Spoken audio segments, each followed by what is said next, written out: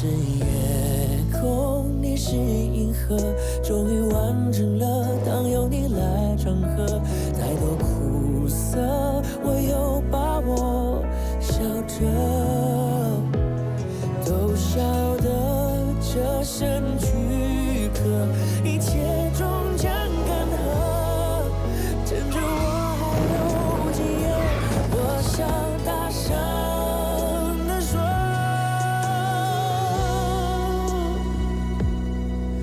就算我只是你的一时间的选择，青春里的过客，有过感动的片刻，我比谁都深刻。可能你永远不懂得你对我多独特，唯有你才是真的。我想着你写下了这首歌，懂你的喜怒，加上我的爱了，一直唱着唱着。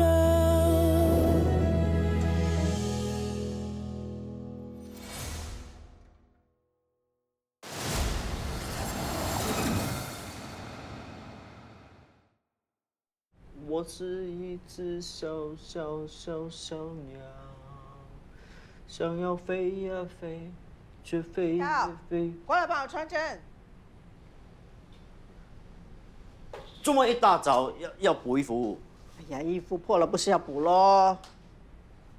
我跟刘木又不是没有给你钱，为什么不要买多几件新衣来穿？哎呀，老太婆啦，穿什么新衣？天天穿同一件都没有人注意的啦。新衣服哪有旧衣服舒服啊？穿好了。年轻就是不一样。我不年轻吼！哎呀，说你年轻还跟我大声吼啊！我不年轻啊！不要再说我年轻了。说你年轻还跟我吼，人家现在是要当熟男呐、什么熟男啊？熟男就是有魅力的成熟男哦。他正经事都不会做，去了泰国大半年了，他老爸消息一点都没有，回来还要搞什么搞古搞怪的，做什么熟男呢？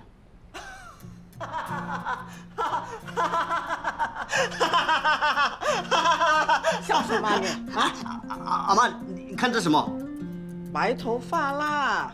对哦，我有白发。哎呀，有白发还开心，神经病！我就是喜欢白头发，还有你看，我有几条皱纹呢。我看他是不是中了降头啊？不行，我要去找法师来帮他解降了。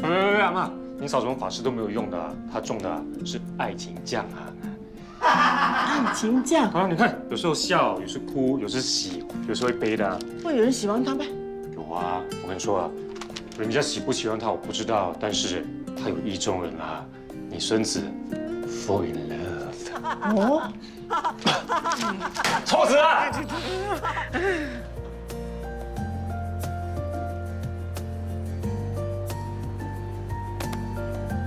阿妈，你怎么会在这边？你怎么在这里，我就怎么在这里了。你说什么？六木都告诉我了，你喜欢上这里一个卖咖啡的女生，是不是？说谁啊？哦，不就是她没？啊，你看她这么年轻，这么漂亮，怎么会看上你？谁？是金条吗？正义是我。呵，你就叫正义啊？你是他说阿妈。雷公婆？哎，你也知道我叫雷公婆啊？当然啦，你要喝什么我泡给你喝。狗比我搞。好。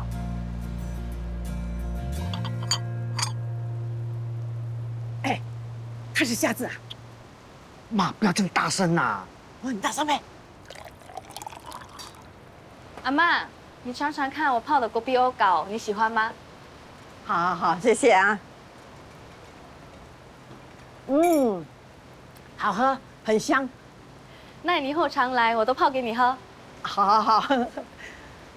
哎呦，可惜呀，人长得这么漂亮，又这么年轻。阿妈，你懂？他站在这里哦。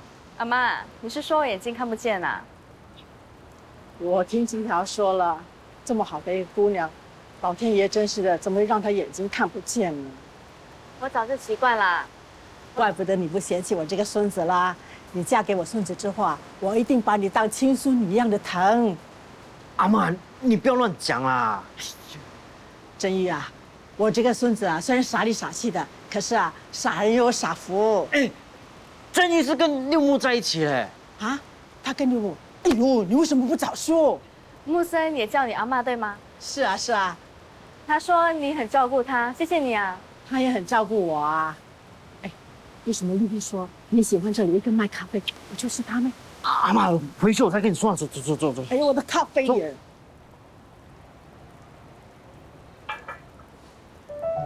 郑玉，2杯狗皮哦，给米粉叔、米粉嫂。哦，喝咖啡啦。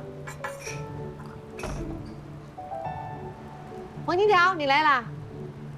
啊，这位是？好，好，我是他阿妈。你好。你好，你是郑玉的妈？你有40了吧？那应该不会生了。阿妈走了啦。哎呦你，哎呀，他都这个年纪了，怎么给你传宗接代呀？你懂，我们还在咖啡店呢吼。你听到了没有？听到什么？我什么都没听到。你不要跟我装，我都听到了，你怎么可能听不到的？这个死人头，竟然带他阿妈来这里羞辱我！老妈，你误会金条了，是他阿嬷自己来的。我真的不该心软，这叫自找麻烦。我潘小美在这里发誓，这个大傻蛋，就算是闹着要死要活，我都不会再理他了。吃得好饱哦！早知道跟你合租房子之前，就先该问你会不会下厨。会下厨又怎么样？会下厨就要额外收费啊！哈，收什么费？收减肥费。你把我喂得胖胖的，我要拿钱去减肥。我当然会胖你，你看看自己，没日没夜的忙，吃又不定时。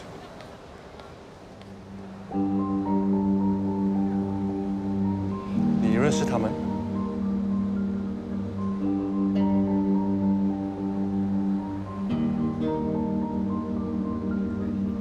你说的那个人是那个男的？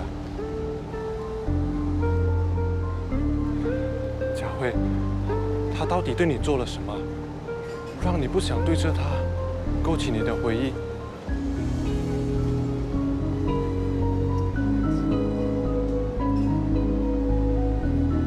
我明白了，我以后再也不问。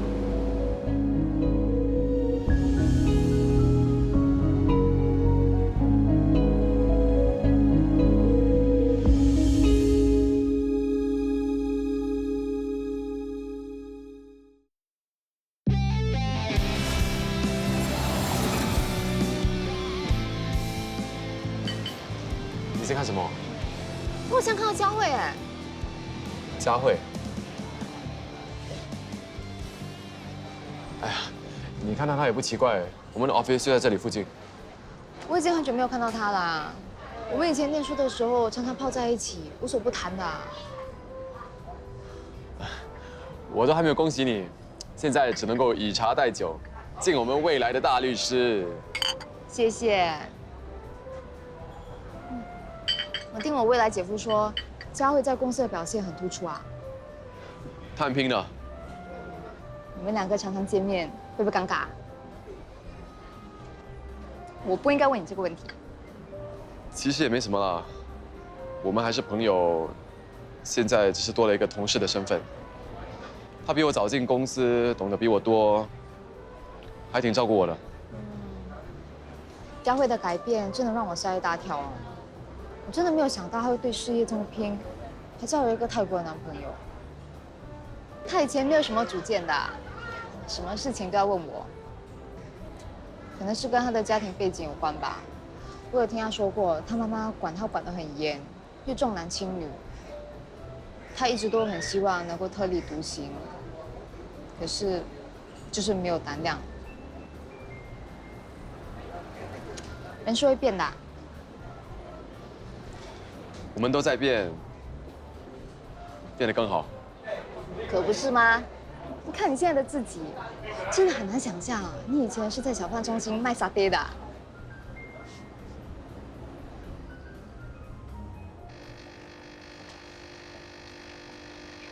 建之哥，吃饱了吗？嗯，来杯咖啡。好啊，谢谢。我看到你们了。哦。你跟真婷。哦，真婷之前不是在律师楼上班吗？我叫她介绍一些客户给我。只是这样吗？我看你们有说有笑，好像很亲密。你以前看到真婷都很拘谨的。那还不需要感谢你这个师傅，你教我的第一堂课就是要不顾面子，不要不好意思，还有口才是可以训练的。谁会想到那个卖沙爹的，在这种公司做 sales？ 你们什么时候在一起的？我们没有在一起啊。你不要骗我啦，女人的直觉是很准的。你跟真婷是好姐妹，她的眼界有多高，你又不是不知道。她怎么会看上我？我知道，她想嫁给有钱人，而且不是普通的有钱。对啊，那我会符合她的条件吗？我们真的只是朋友。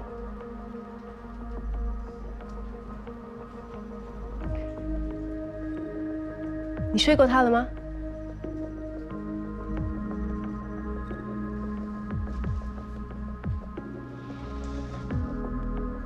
我们真的只是朋友。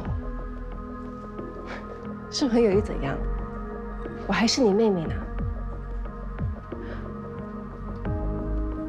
我可是叫你建之哥的，你还不是向我下手？怎么？怕别人听到？我们找个地方好好聊聊吧。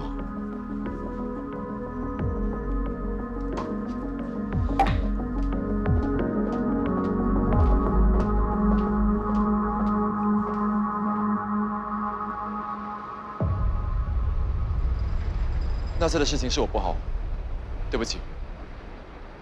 是，你想说，是我勾引你的，对不对？是啊，是我当，我骚。但如果你是正人君子，是好男人的话，你会在我喝醉酒的情况下向我下手吗？当时的情况你可能已经忘记了。我把你扶进房间之后，我就要离开了。是你一直激我，你还跟我说什么？如果我逃走，就是个胆小鬼。看你现在这个样子，不像胆小鬼。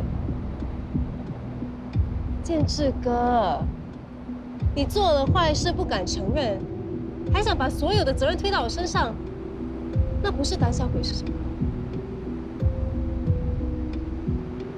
我还记得是你说过，你厌倦了当一个乖乖女，你想任性活。怎么，后悔了？不是后悔，是恶心。觉得自己恶心，觉得你恶心。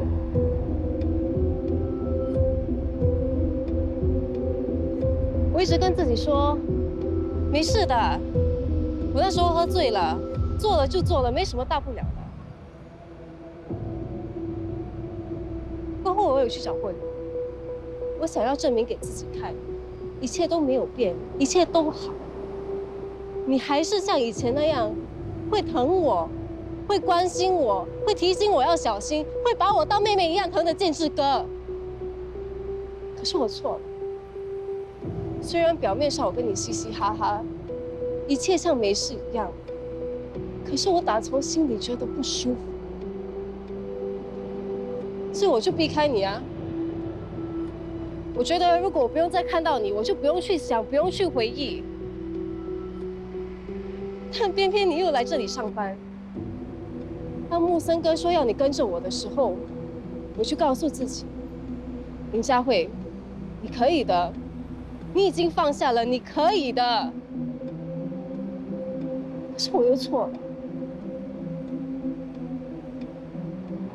随着一天一天都要跟你碰面，那种不舒服的感觉又回来了，而且是一天的加强，我觉得恶心，我想吐。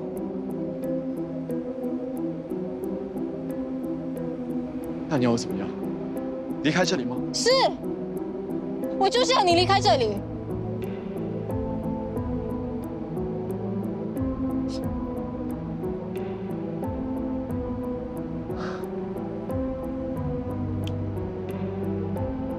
林佳慧，真的变了，你变得很有心机，很有城府。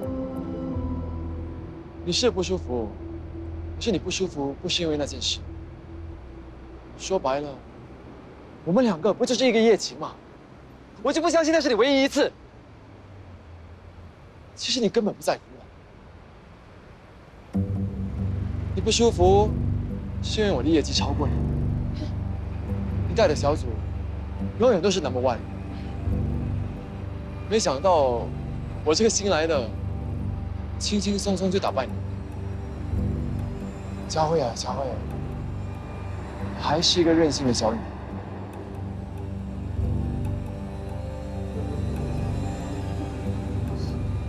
你要明白啊，无论我还是你拿到 No.1，都是在帮六木。六木是我好兄弟。他也很照顾我，他找我来这间公司，就是让我闯出一番事业。我呢，会好好珍惜他给的机会。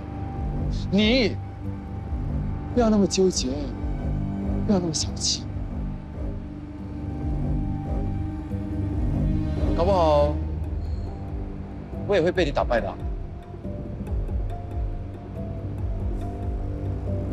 业绩嘛。有竞争，才会有进步。啊？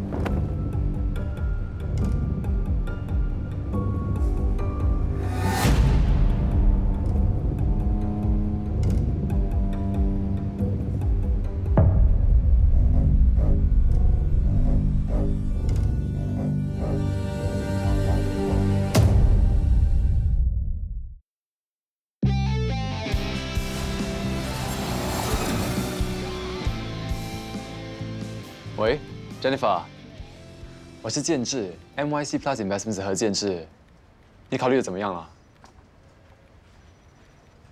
我是想打电话给你。进来。怎么了？木森哥，我有件事情我需要跟你说。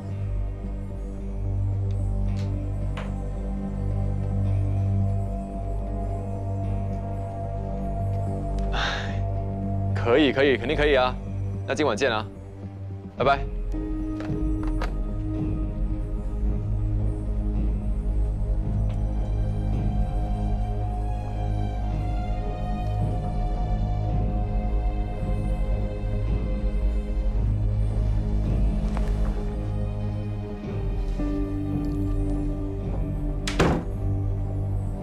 教会的事要怎么解决啊？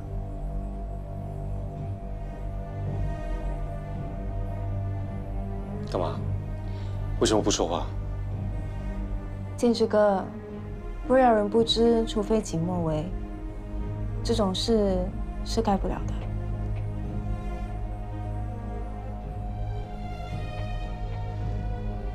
六木，这件事，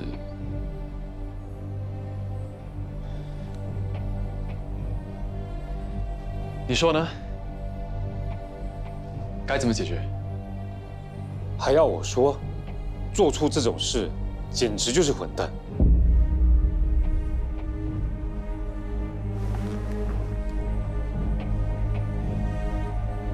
我真的是看错人了。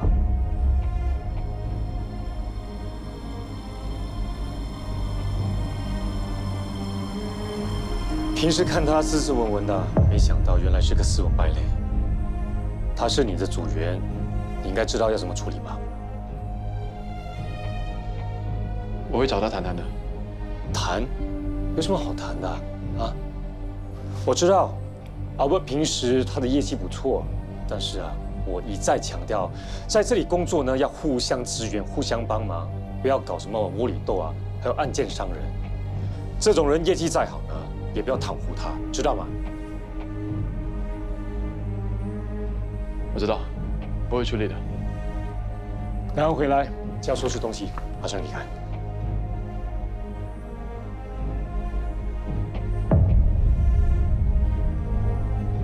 佳慧，听说客户只要投资5000元，你就赔税，有必要把自己搞得那么紧吗 ？Albert 发的。嗯。你找六木之前，为什么不先跟我说？我没有告诉你吗？没有，你不止让六木觉得我早就知道了，你要让他相信我在袒护 Albert。我以为我跟你说了，可能是我气晕了吧。不过我也没有想到木森哥反应会那么大，毕竟 Albert 一向业绩都很好，只是有点小心眼。不过同事之间嘛，难免会有些摩擦。我以为木森哥顶多叫他警告了事，没想到他居然会要 Albert 滚蛋。不过我也很欣慰，因为木森哥原来还是那么关心我这个妹妹的。建志哥，你说如果木森哥知道我们之间的事，他会怎样？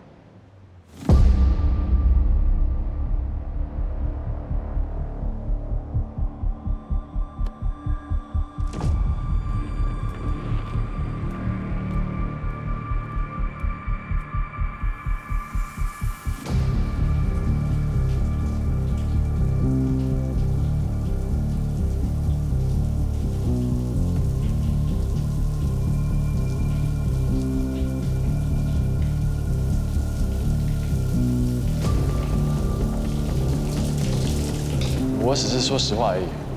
反正我能够跟那么有魅力的女士一起吃饭，我很开心。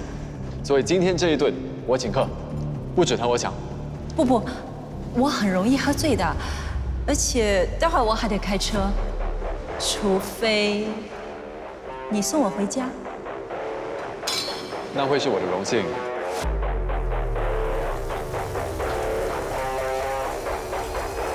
到家了。没事吧？我来。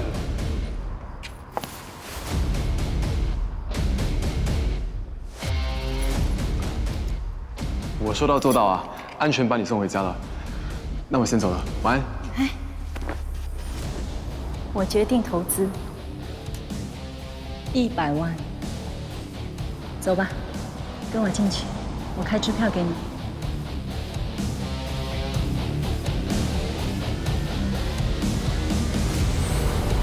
觉得自己恶心，觉得你恶心。那你要我怎么样？离开这里吗？是，我就是要你离开这里。陆木这个兄弟，他很照顾我，他找我来这个公司，就是希望我在这里可以闯出一番事业。我呢，会好好珍惜他给的机会。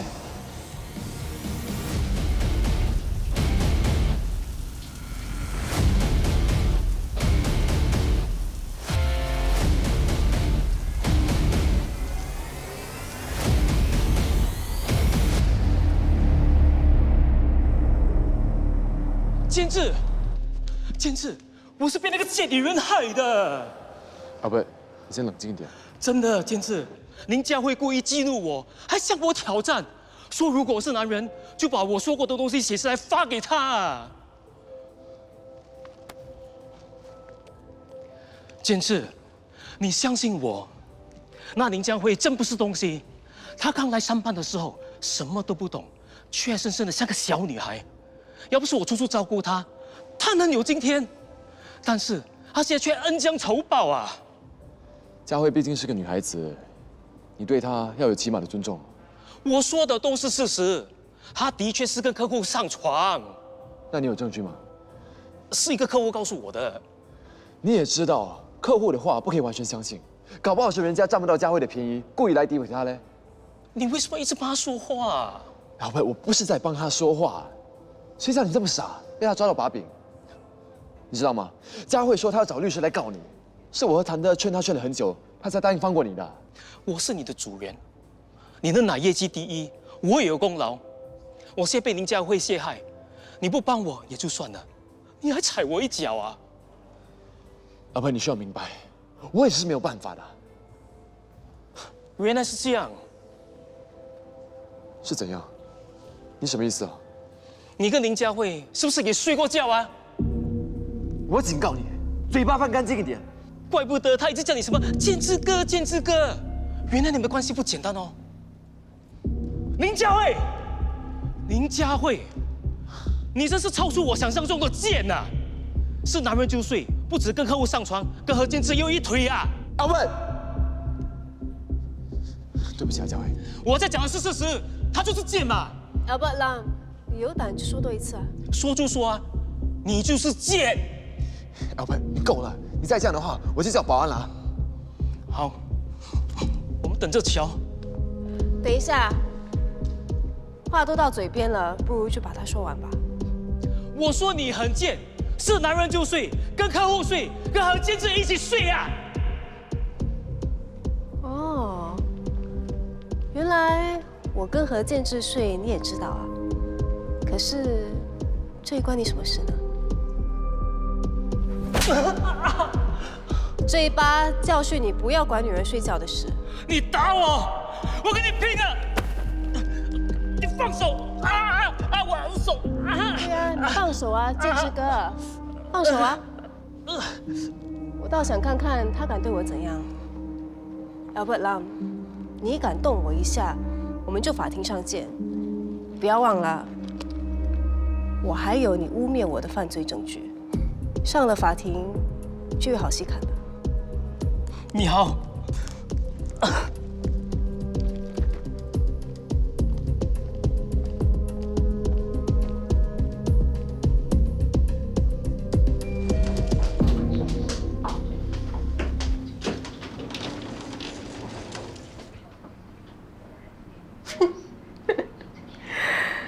笑什么？很好笑吗？原来做坏女人的感觉是这样的，真过瘾。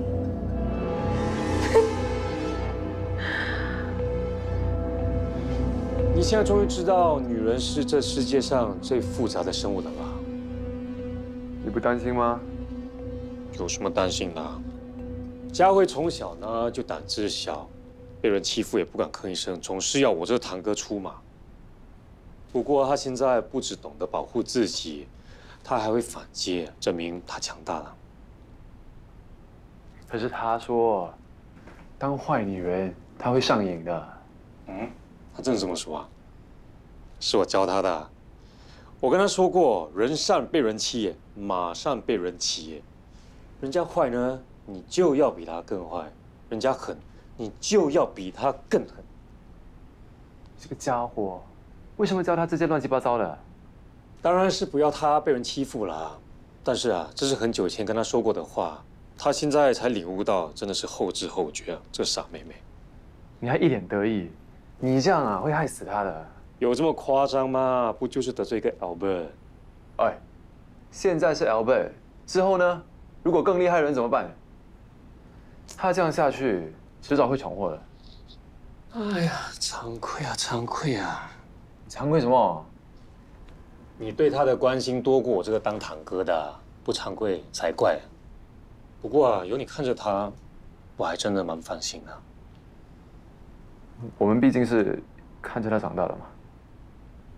你说的有道理啊，我应该提醒他，跟他说邪不胜正，有时候耍点小坏没关系，但是啊，如果坏过头，迟早会出事。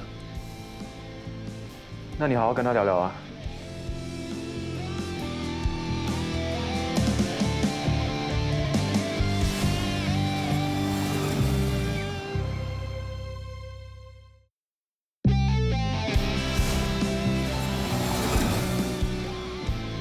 你们放心吧，我啊算是看清人性啦。那些对我好、全心全意对我的人，我也会全心全意的对他们。就像你啊，像真玉姐，还有我的打铃。喂，干什么啊？他们两个在我们面前上演儿童不宜啊，我们不可以输给他们的。我们哪有啊？你才儿童不宜啊，抱着不放，又揉又捏的，咦！哎，当我是什么啊？哎，你们试试看吧，苏萨空最喜欢我煮的岛刷啦。苏萨空，我听佳慧说你煮的泰国餐又地道又好吃。我煮来煮去都是那几道。今天你们来突击检查，没时间准备。下回请你们吃。对啊，没想到你们会来突击检查这一招。不这么做怎么知道这家伙啊有没有飞象过河啊？不是飞象过房啊。苏萨空才不会，他是我遇过最尊重我、最疼我、最会照顾我的男人啦，不像别的男人，根本就是人面兽心。所以你才要做坏女人？对啊，做人就应该爱恨分明。对我好的人，我也会全心全意的对他们好；对我不好或者虚情假意的人，我也不会让他们有好日子过的。见人呢，就应该用见方法来对付。郑一，谢谢。对对对。不过仔细再想一想呢，也不是很对。为什么？林志美，为什么？佳慧，你这样以暴制暴，以恨制恨，我觉得是很危险的。你坏，总有人比你还要更坏。这个世界上最坏的人，就是那些泯灭人性的人。你有办法比他们更坏吗？对啊，泯灭人性呢是六亲不认、出卖兄弟，这种人怎么可能比他们更坏啊？这就叫做强中自有强中手，这道理你哪里看清楚？对，所以我们不停的训练，保持最佳状态，因为我们永远不知道下一个对手会不会比我们更强。好啦，我知道该怎么做了啦。我也会不停的训练，让我使坏的本领达到炉火纯青、刀枪不入的境界。炉火纯青啊！啊，刀枪不入，还有什么其他东西？你还吃刀刷，赶快保护我啊！哥哥教训妹妹，我最好不要插手。有没有听到啊？好啦好啦好啦，我改邪归正，改邪归正啊！最好是。你说佳慧是不是经历了什么，或者遇到什么打击，才会变得这么极端？就是那个 Albert 咯，抢了他的客户在先，还有2人先告状，有哪个女孩子可以忍受这样的指责啊？不跳起来才怪。可能不止 Albert， 也许有什么人对他做了什么坏事，而那个人一直都是他很信任的。不可能啦！如果有这样的人，他肯定会跟我说的，而我呢，也不会让这个人好受。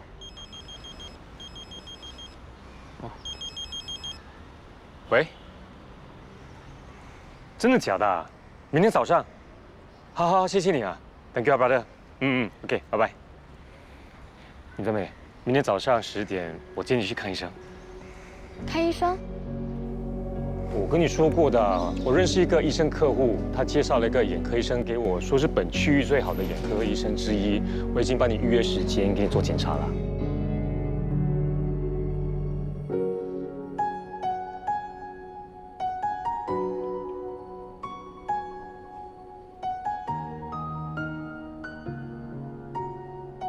你在干嘛？我在祈祷啊，求老天爷保佑，让医生给我们一个好消息。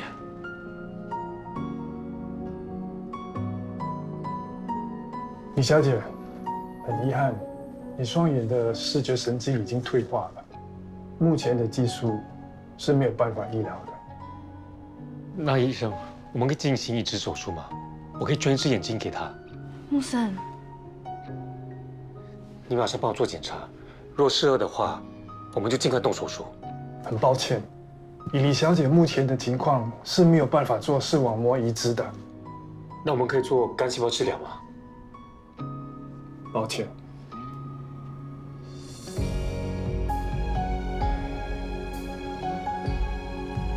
什么烂医生？这个不行，那个也不行。没关系啦，我早就习惯啦。我不信，我不相信，就是没有办法。烈奶多，你怎么了？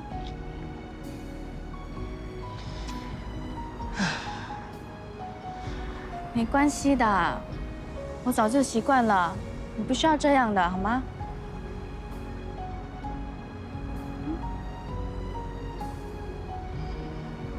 李真梅，对不起啊，干嘛说对不起啊？都是我的错。你做错了什么？我把你这一点希望都破灭了。我本来就没有抱着太大的希望啊。不是的，我知道你没有放弃，你不愿意看医生，就是因为要保留这一点希望。现在，连这一点希望都被我彻底的破灭了。我现在依然抱着希望啊。你不是说医学不断的在进步？医生也说啊，以目前的情况没有办法治疗。现在不能治疗，不代表以后也没有办法治疗啊。说不定1、2年后就会有新的突破了呢。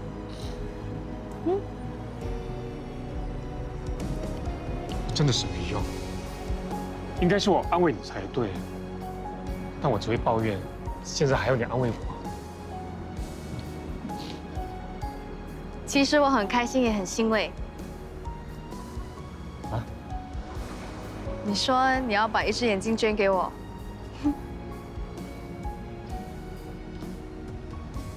不要说是一只眼睛啊，就算是要我的命，我也愿意。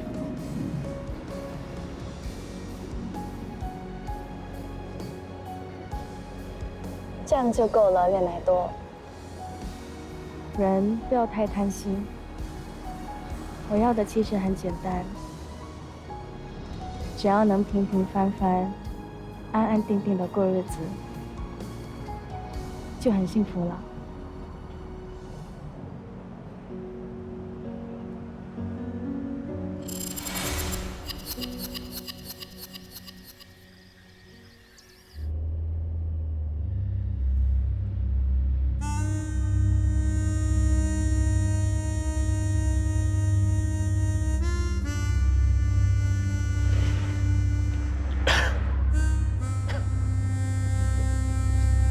还不舒服啊？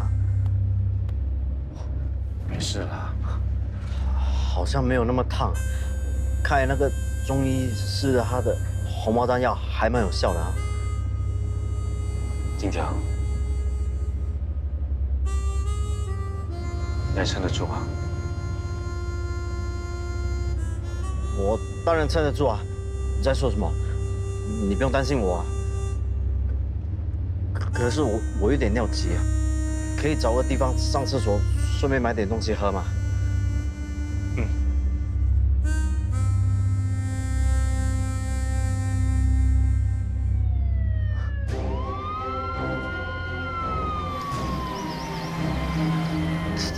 他，冷静点。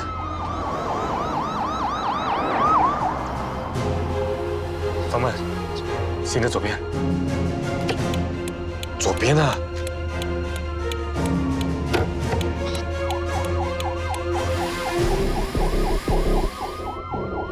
唱歌。有时候我觉得自己像一只小小，说要飞，越飞越飞不高。我却是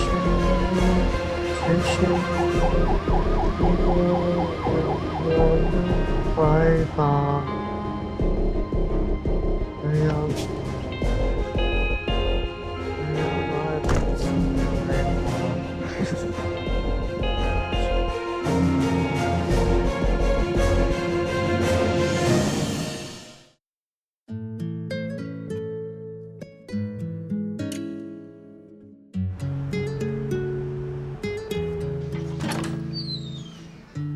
啊，不好意思，请问厕所在哪里啊？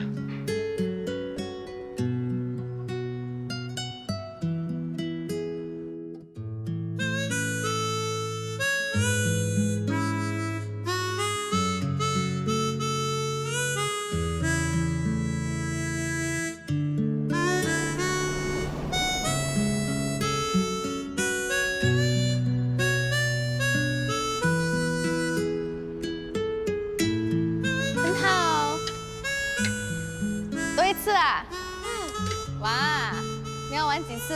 不知道，我要玩很多次。爸爸，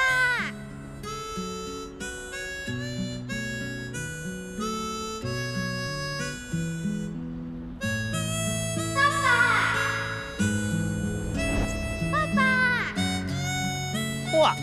家！哇，你还有我抱啊？玩得开心吗？开心。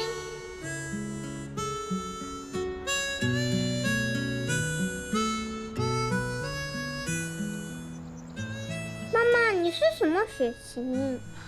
妈妈是 O 血型。那爸爸呢？爸爸，你为什么问爸妈的血型啊？从血型可以知道一个人个性啊。你呀，又在网上看这些乱七八糟的。妈，这是有科学根据的。什么科学根据啊？网上很多资讯都是无中生有的。妈妈，你别不信哦，我告诉你，超准的。好像 A 型血的人是 never say no 的，我就是啊。同学叫我帮忙，即使我很不想帮，可是我还是会帮的。帮忙同学本来就应该。爸爸，你不知道，有些同学很自私的，你帮了他，等你需要他帮的时候，他却不理你，这种人就叫 C 型血。这个世界上有 C 型血的人？有啊，多得很呢。C 型血就叫 cold blood。O 型血的人要求很高。这也说对了，妈妈，你对我的要求不是一直都很高吗？哇，妈妈，你知道你女儿的厉害了吧？我知道，她在用这种方式来表示抗议。我对你的要求太高了是吗？那好啊，我以后就不要有要求喽。那不可能，因为你是 O 型血，O 型血的人是很现实的。你会想，我如果不要求高一点，他就考不到好成绩，就进不了学校，将来就找不到好工作，那可怎么办才好？你还要谈血型吗？今晚的游戏时间恐怕就要泡汤喽。我不谈了，不谈了。不谈了。我来帮你吧。不用了，你明天一早还要去鱼市场，赶快休息吧。还早着呢。他在做功课。嗯。有没有在追问血型的事？没有。才8岁就开始问这些问题，不知道以后怎么办。等到那天到来，我们就好好跟他解释，他会明白，会接受的。不想让他知道。可是血型这种东西是没办法隐瞒的。等他再大一点，就会知道，同时 O 型血的父母是不可能生出 A 型血的孩子的。对不起啊。哎，嘘，别说这样的话。全心全意爱贝贝，甚至不要自己的孩子。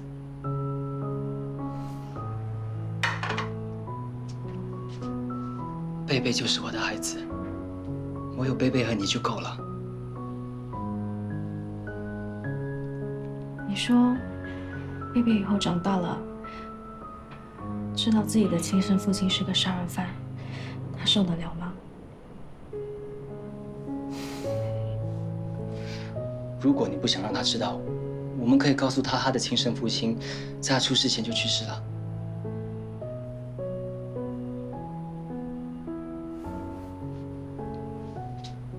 你不要担心，我从贝贝出世那刻开始，就抱他，喂他喝奶，帮他换尿布，陪着他成长。这些年建立起来的感情，是没人可以取代的。我是他的父亲。永远都是。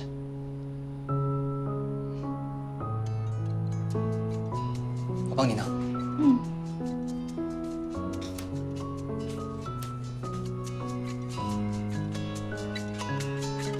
谁啊？是伟豪。伟豪。嗯。来。Hello。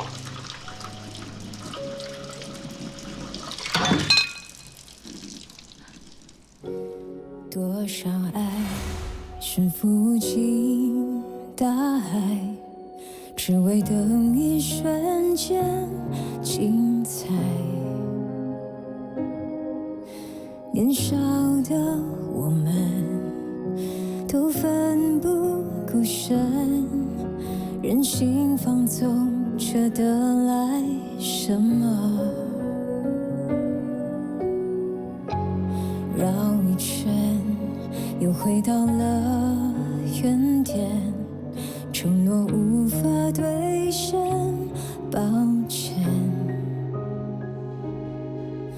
成全和感谢，去留心里面，至少能继续存活在彼此的世界。